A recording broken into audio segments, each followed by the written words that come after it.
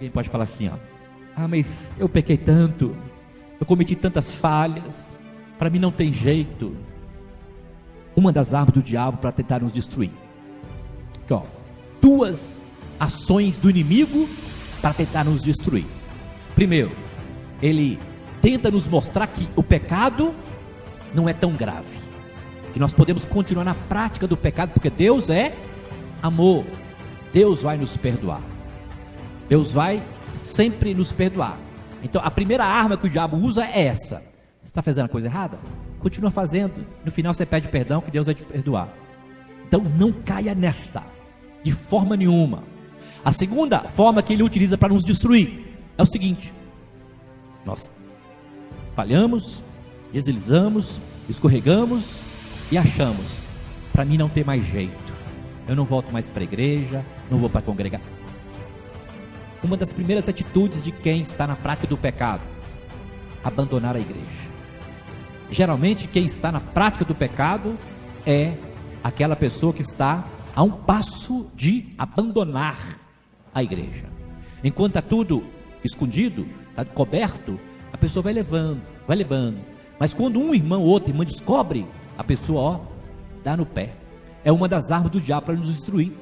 Ele tenta nos mostrar que o pecado não vai ser mais perdoado, porque nós já confessamos. Algumas pessoas chegam até a usar aquele texto lá de Hebreus capítulo 6.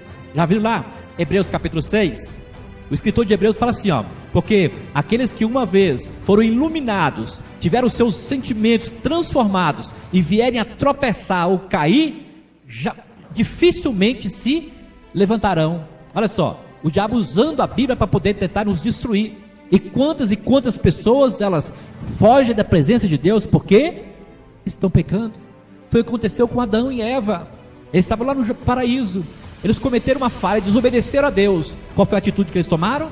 Fugir da presença de Deus. Aí você fala assim: mas pastor, tem tanto pecado, mas tanto pecado. Escreve isso nas tábuas do teu coração, guarda este texto. Mas isso não é pretexto para nós continuarmos no pecado. Romanos capítulo 5, no versículo 20, sabe o que está escrito lá? Romanos 5, 20: porque onde abundou o pecado, superabundou, aleluia, a graça de Deus. Em outras palavras, aonde o pecado está reinando, se nós buscarmos, se nós nos convertermos, se nós nos arrependermos, se nós confessarmos, Deus vai nos dar o perdão, porque aonde abundou o pecado, superabundará a graça de Deus. Graça é favor sem merecimento. Deus, ele vai nos perdoar quando nós confessarmos todos os nossos pecados. Isaías, ele diz assim, ó: quando nós confessamos nossos pecados ao Senhor, o próprio Deus diz: dos teus pecados não mais me lembrarei, os lançarei aonde? No mar do esquecimento. Hebreus, no capítulo 10, você vai encontrar essa mesma expressão. Hebreus 10, 17, fala assim, ó: dos teus pecados não mais me lembrarei. Então, o primeiro critério para recebermos o perdão: nos arrependemos. O segundo critério: confessarmos os nossos pecados. Terceiro critério: temos que abandonar o pecado, abandonar as nossas falhas.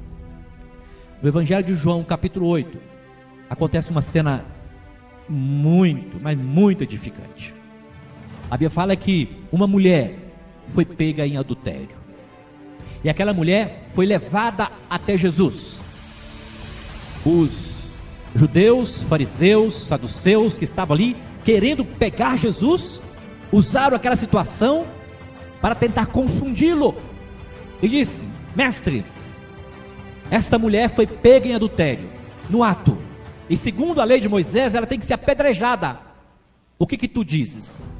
Diz a Bíblia que Jesus estava escrevendo no chão. Eu creio que é uma conjectura minha. Eu acho que ele estava escrevendo assim, ó: Yom Kippur. Yom Kippur. O que é Yom Kippur? Dia do perdão, dia da expiação. Jesus estava a ponto de perdoar aquela mulher. Aí Jesus escrevendo no chão, os discípulos, os fariseus, os saduceus, o interrogando, ele se levanta e diz: aquele que não tem pecado nenhum, atire a primeira pedra. Diz a Bíblia que dos maiores, dos mais velhos, até os mais jovens, foram largando as pedras e foram saindo. Ficou só Jesus e aquela mulher. Irmãos, que mensagem tremenda. Às vezes nós pecamos com muitas pessoas, mas na hora do juízo e na hora da liberação do perdão, é só nós e Jesus. É só Ele e nós. Sabe para quê? Para não nos constranger. Aquela mulher já foi constrangida demais. Ela foi pega em adultério, ia ser apedrejada justamente porque a lei de Moisés permitia que aquilo acontecesse.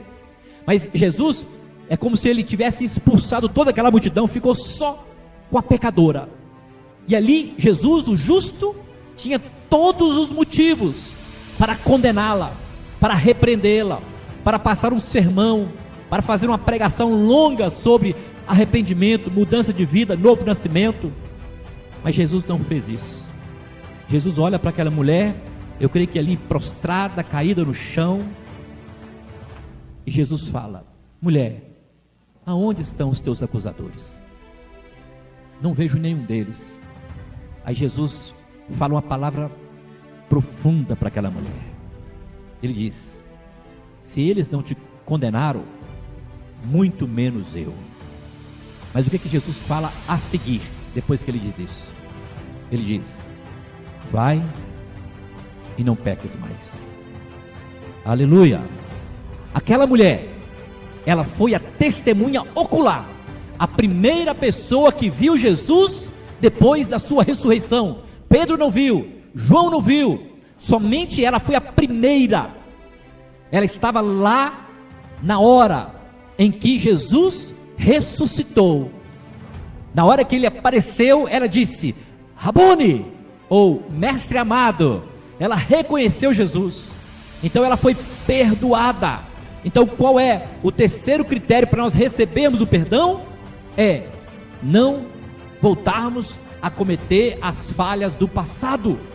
Se nós cometemos o pecado no passado, se nós nos arrependemos, se nós confessamos, agora nós não podemos voltar à prática dos mesmos pecados, nem de outros. Então, o terceiro critério para nós recebermos o perdão de Deus é: vai e não peques mais.